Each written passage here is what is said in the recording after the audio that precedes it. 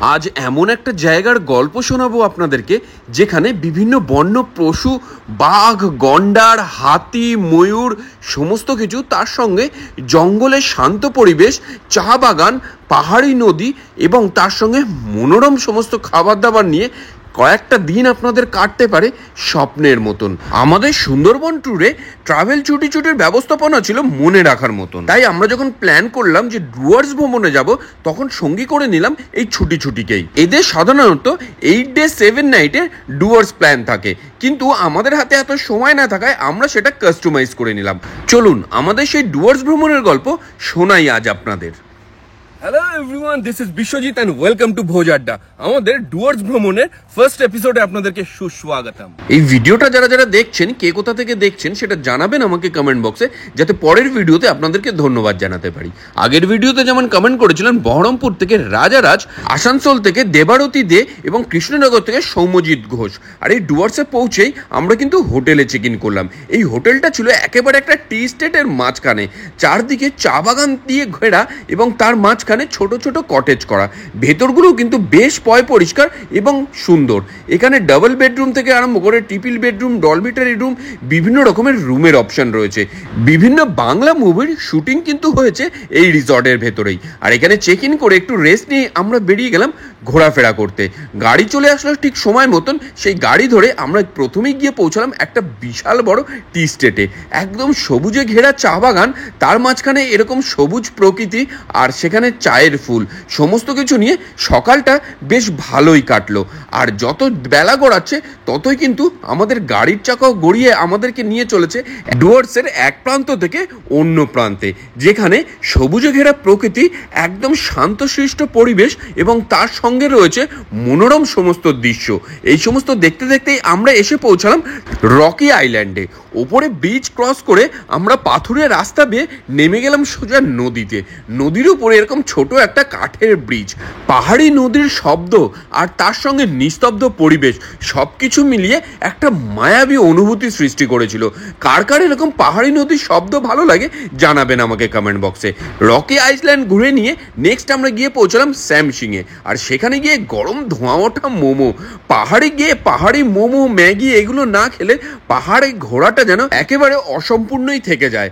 আর এই ডুয়ার্সের মধ্যে কিন্তু সুনতালিখোলা, রকি আইল্যান্ড, সামসিং, জলঢাকা, বিন্দু, ঝালং, মূর্তি, লালিগোড়াস এগুলো একদম মাস্ট ভিজিটেড প্লেস। আর এই স্যামসিংয়ে দাঁড়িয়ে খেয়ে নিলাম গরম গরম পাহাড়ি মোমো। এটা স্বাদ যেন আমাদের সমতলের মোমোর থেকে বেশ কয়েক গুণ বেশিই লাগলো।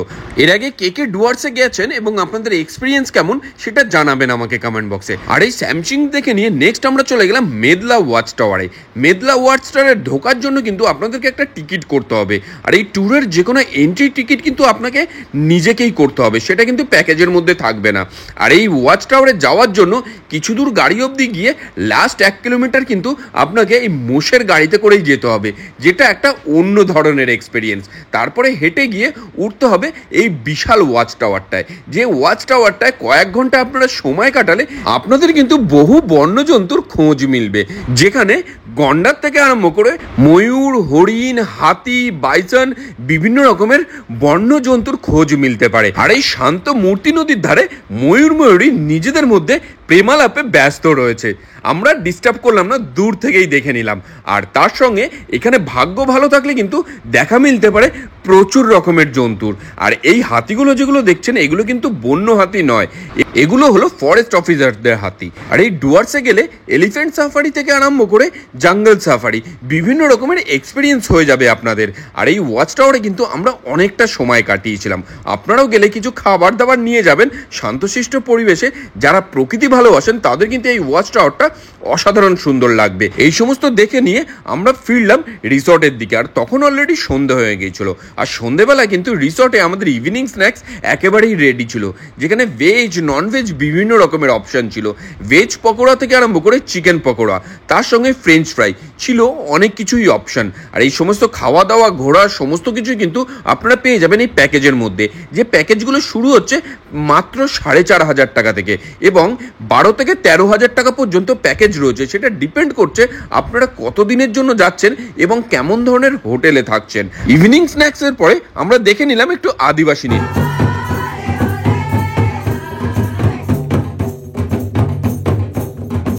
আপনারা যদি ছুটি ছুটির সঙ্গে ডুয়ার্স ভ্রমণে যেতে চাইছেন তাহলে ছুটি ছুটির এক্স্যাক্ট কন্ট্যাক্ট নাম্বার সমস্ত ডিটেলস আমি ডেসক্রিপশনে দিয়ে দিলাম। আর এখানে কিন্তু রাত্রিটা একটু তাড়াতাড়ি হয়ে যায়, মোটামুটি 9টার মধ্যে আমাদের ডিনার রেডি হয়ে গিয়েছিল। সেখানে গরম গরম ভাত, ধোয়া ওটা ডাল, তার সঙ্গে ঝুড়ি ঝুড়ি আলু ভাজা।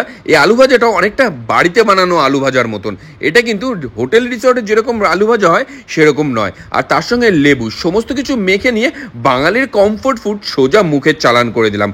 আর তারপরে ছিল একটা মিক্সড ভেজটা খেয়ে নিয়ে রাত্রে আমাদের জন্য নেক্সট যেটা অপেক্ষা করছিল সেটা হচ্ছে একটা মাছের ঝোল। আর এই মাছের ঝোলটা কিন্তু একদম বিয়েবাড়ির মতন গামাখা মাছের কালিয়া হয়েছিল। মাছের পিসটা যথেষ্ট বড় ছিল। আর খাবার দাবার এখানকার একদমই ঘরোয়া, হোটেল রিসর্টের মতন একদমই নয়। তো খাবার দাবার খেয়ে নিয়ে দিলাম একটা লম্বা ঘুম, তার কারণ সকালে কিন্তু আমাদের জন্য আরো অনেক অ্যাডভেঞ্চার অপেক্ষা করছে। এই করতে করতেই সকাল হয়ে গেল। আর ভোর ভোর উঠে আমরা গাড়ি নিয়ে বেরিয়ে পড়লাম জঙ্গল সাফারির জন্য। কুয়াশা ভরা জঙ্গল এবং তার সঙ্গে এই মনোরম পরিবেশ, সমস্ত কিছু নিয়ে যথেষ্ট অ্যাডভেঞ্চারাস লাগছিল। প্রথমেই একটা হরিণের দেখা পেলাম, হরিণটা বেশ দূরে ছিল। ভাগ্য ভালো থাকলে বাঘ, গন্ডার, রাইনো সমস্ত কিছুরই কিন্তু দেখা পেয়ে যাবেন আপনারা এই জঙ্গলের মধ্যে। জঙ্গল সাফারি করে 10টা নাগাদ ফিরে আসলাম হোটেলে। আর ফিরে এসেই কিন্তু আমাদের জন্য গরম গরম ব্রেকফাস্ট একেবারে রেডি ছিল, যেখানে স্যান্ডউইচ থেকে আরম্ভ করে আলুর পরোটা, কচুরি তরকারি ছিল, প্রচুর রকমের অপশন।